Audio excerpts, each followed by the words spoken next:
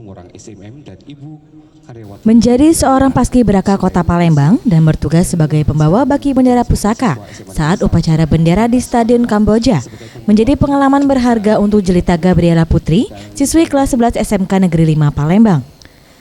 Menurutnya, menjadi seorang pembawa baki bendera pusaka memikul tanggung jawab yang berat karena merupakan bagian yang vital, namun hal tersebut dapat teratasi dengan semangat dan latihan yang dilakukan kurang lebih 1 bulan lamanya.